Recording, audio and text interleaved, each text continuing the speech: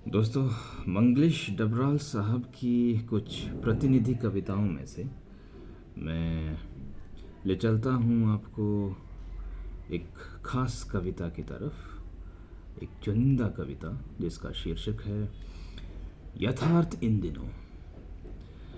मैं जब भी यथार्थ का पीछा करता हूँ, देखता हूँ वह भी मेरा पीछा कर रहा है, मुझसे तेज भाग रहा है।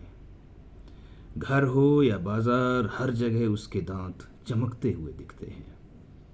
अंधेरे में, रोशनी में घबराया हुआ मैं नींद में जाता हूँ तो वहाँ पहले से मौजूद होता है। उस स्वप्न से निकल कर बाहर आता हूँ तो वह वहाँ भी पहले से घात लगाए हुए रहता है। यथार्थ इन दिनों इतना चौंधियाता हुआ है कि उससे आंखें मिलाना मुश्किल है। मैं उसे पकड़ने के लिए आगे बढ़ता हूँ तो वह एक हिंसक जानवर की तरह, मैं यहाँ हिंसक जानवर की जगह हिंसक इंसान ही कहना चाहूँगा।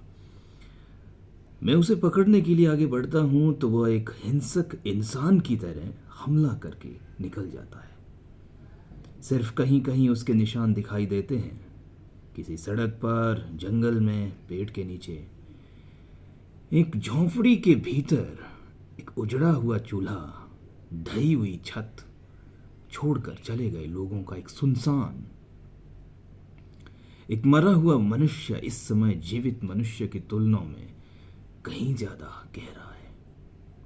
उसके शरीर से बहता हुआ रक्त शरीर के भीतर दौड़ते हुए रक्त से कहीं ज्यादा आवाज कर रहा है।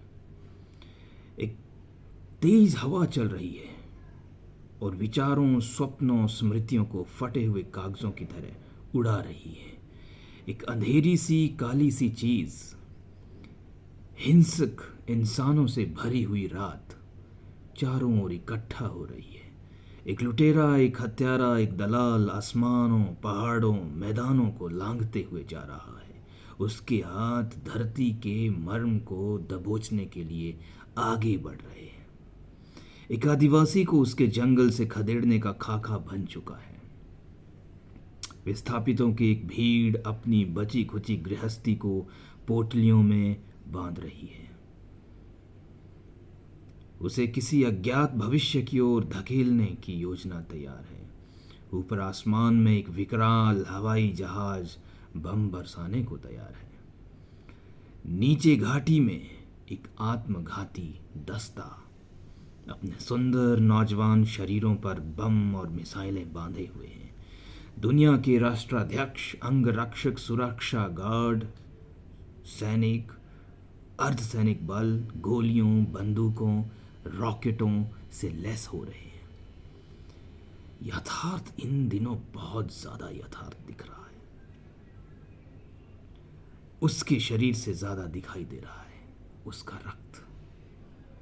उसके शरीर से ज्यादा दिखाई दे रहा है उसका रक्त।